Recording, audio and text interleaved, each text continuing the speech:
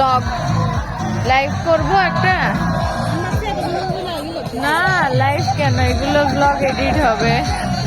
So again welcome.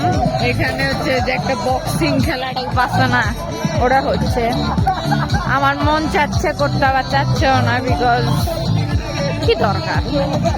তো একটা মজার ইনসিডেন্ট ঘটছে। আমি হচ্ছে বিচে যে মার্কেটটা আছে, বার্মিজ মার্কেট আর কি, ওখানে আমি র্যান্ডমলি স্ক্রলিং করতেছিলাম। তো তখন আমার হাতে ফোনটা ইজ লাইক ব্লগিং মোডেই ছিল, বাট ক্যামেরা অফ ছিল। তো একটা ভাইয়া মনে করছে আমি ব্লগ করতেছি। তো ওই ভাইয়া যদি ব্লগটা দেখে থাকেন, ভাইয়া চাপ নেই, আপনার গার্লফ্রেন্ড জানতে পারেনি যে আপনি তাকে না বলে কক্সবাজার আসছেন। মানে কি ভাই, আবার অনেকে প্রাইভেসিও মেনটেন করে যে কেন আমি একজনের ব্লগে আসলাম। এখানে হিউজ লেভেলে গান হচ্ছে, কিছুটা সস্তা কনসার্ট, বিকজ ডান্স হচ্ছে। আর এটা তো ওয়াকারও।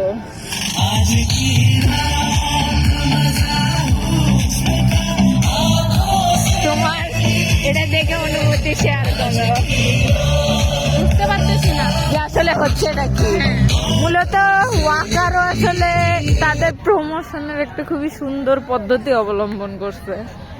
ইফ আমি দেখাই, এই পাশে ডান্সের অপশন রাখছে কেন জানি, আবার ওদের শুজও ডিসপ্লে করে রাখছে। ওই পাশে বিচের ভিউটা খুবই সুন্দর।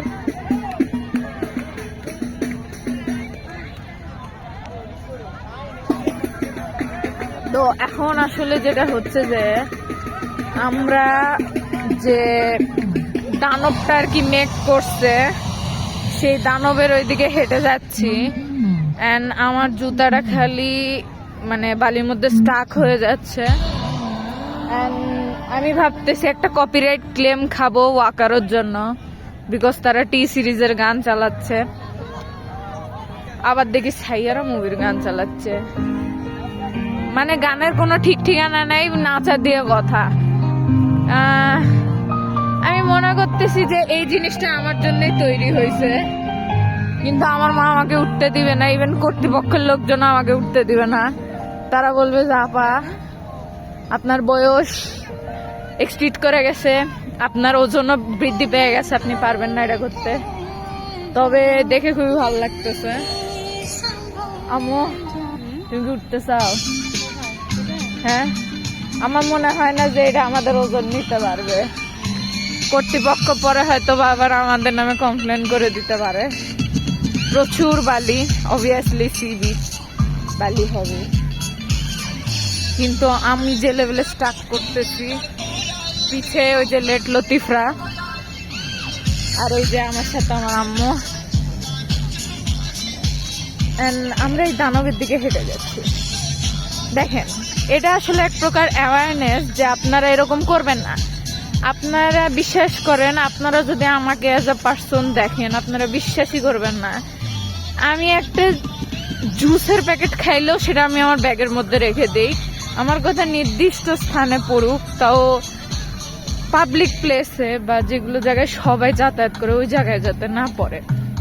এটাও কিন্তু তৈরি করার মাধ্যমে আপনাদেরকে একটা অ্যাওয়ারনেস তৈরি করছে আপনাদের মধ্যে, যে আপনারা এরকম বিচে এসে এরকম করবেন না। কারণ অনেক ধরনের ট্যুরিস্ট আসে, বাইরের দেশের লোকজনেরা।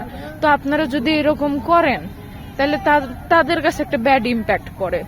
রিসেন্টলি আমি একটা ফরেনারের ভ্লগ দেখলাম, সে বলতেছে বাংলাদেশ সবচেয়ে নোংরা কান্ট্রি। কেন বলবে? আমাদের দেশের মানুষেরা কি এতই নোংরা? তা তো না। সো এই যে as you guys can see, এটা এখানে তৈরি করছে, এটা কিন্তু একটা অ্যাওয়ারনেস ক্রিয়েট করছে। সো আপনাদেরকে এটা বুঝতে হবে এবং এটা মর্ম দিতে হবে আপনাদেরকে। এন্ড আপনারা চেষ্টা করবেন যাতে এরকম সি বিচের আশেপাশে বা যে কোনো টুরিস্ট স্পটে যাতে আপনারা ময়লা না করেন। এটা কিন্তু সত্যি বলতে, আচ্ছা আমার জানা মতে সি বিচে যে ময়লাটা ফেলা হয় সেটা দিয়ে এটা তৈরি করা হয়েছে না? আমি বলি, এইটা যে এখানে তৈরি করা হয়েছে, আমি দেখতে পাচ্ছি ওই পাশে গাছগুলোর মাঝেও কিন্তু এখনো ময়লা ফেলা আছে। তো আপনাদের কিন্তু এগুলো বিষয়ে খুবই সতর্ক থাকতে হবে। আমি বলতে পারবো যে আমি কোনো ময়লা ফেলিনি, এই 24 ঘন্টা তো হলেই আসছি। And as you guys can see, এইরকম করে যদি আপনারা ময়লা ফেলেন, ঠিক এইরকমই ময়লা কিন্তু দানব হয়ে পৃথিবীটাকেও ধ্বংস করে দিবে। So be careful. কোনো ময়লা ফেলার আগে অবশ্যই একটা থিঙ্কিং মাথায় আনবেন যে আমার দেশই নোংরা হচ্ছে। অনেক বগর বগর করলাম, জানি না মানুষের মধ্যে কতটুকু আমি অ্যাওয়ারনেস ক্রিয়েট করতে পারছি। তুমি একটু কিছু বলবে? আপনারা কেউ ময়লা আবর্জনা যেখানে সেখানে ফেলাবেন না, ডাস্টবিনে ফেলাবেন। ওকে, আমার আম্মু বলেছে, তার মানে করতেই হবে, মায়েদের কথা শুনতে হয়, নাহলে জীবনে সাকসেসফুল হতে পারবে না। তবে আমি জানি না তারা আমার সঙ্গীরা এটা শুট করে কি মজা পাচ্ছে, আই ডোন্ট নো। করুক, আমি জাস্ট আপনাদেরকে অ্যাওয়্যার করার জন্য।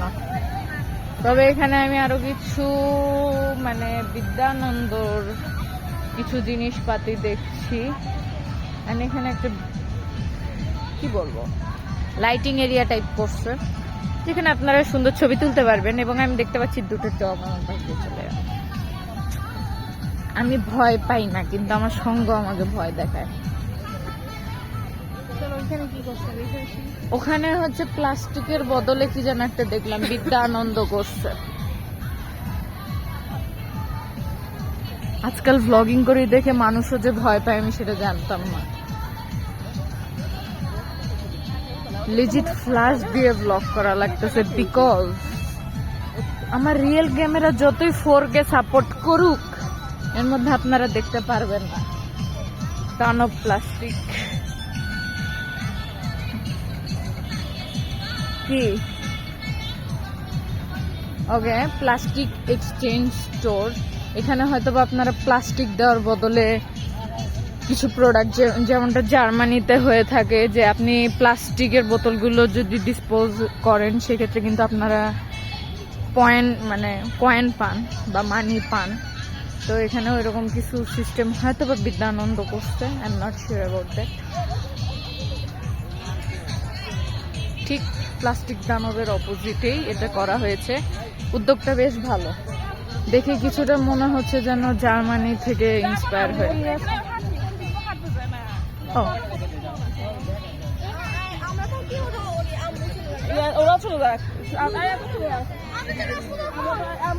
এখানে আসলে অ্যাওয়ারনেস ক্রিয়েট করার জন্য যা যা পোস্টার লাগানো দরকার সবই আছে। যদি উদাহরণস্বরূপ বলতে হয়, একটা লেখা দেখলাম, আমি পৃথিবী হারিয়ে যাচ্ছি তোমাদেরই কারণে। ময়লা আপনারা ফেলবেন, আপনাদের কারণে এরকম হবে নাকি? তুমি কি ময়লা ফেলো এখানে এসে? না, আজকে একটা খুবই খারাপ কাহিনী হয়েছে, যে আমরা সুইমিং করতে গিয়ে দেখতেছি যে পানির মধ্যে প্রচন্ড প্লাস্টিক, জুসের প্যাকেট, ইভেন এটা খুবই কফির প্যাকেট। এগুলো আসলে খুবই খারাপ, কারণ আপনি একটা প্রকৃতির মাঝে আসছেন, তখন যদি আপনি দেখেন যে পানিটা এরকম নোংরা, আপনার রুচি উঠে যাবে পানিতে আসলে প্রবেশ করার। তো এখানে বিদ্যানন্দের সেই স্টোরটা আছে। তো এখন আমরা এখান থেকে যেতে পারি। আচ্ছা, তো এখন আমাদের গন্তব্য কই? বের হয়ে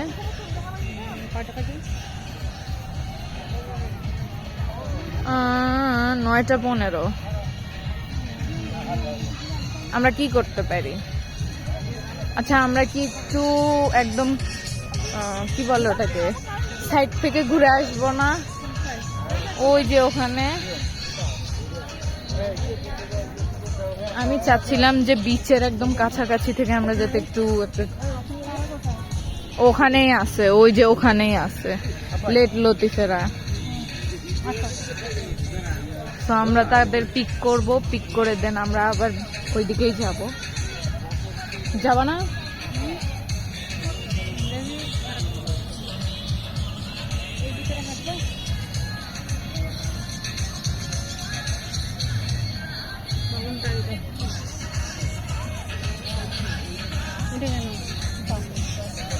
এই যে এখানে আপনারা চাইলে ছবি তুলতে পারেন, একটা ব্রিজ টাইপের মতো করা হয়েছে।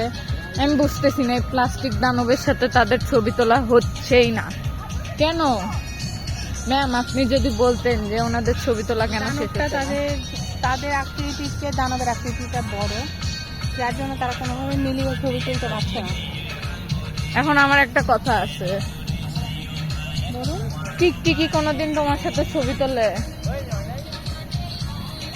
না, তাহলে দানবের অ্যাক্টিভিটিটা বড়, দানবের সাথে না, আমার কথার উত্তর দাও। টিকটিকি কখনো মানুষের সাথে ছবি তোলে? না। তাহলে ক্যা? দেখেছো কিউটি পাইকে? কি হয়েছে ওর মুখে? ওর মুখটা কেন জানি বাঁকা। এখানে এই যে ছবি তোলা শেষই হয়নি।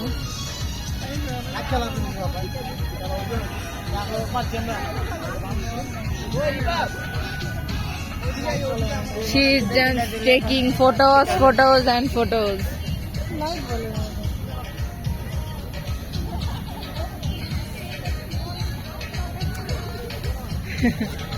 তো এখন আমরা কি কি করব? এখন আমরা ওদিকে যাবা?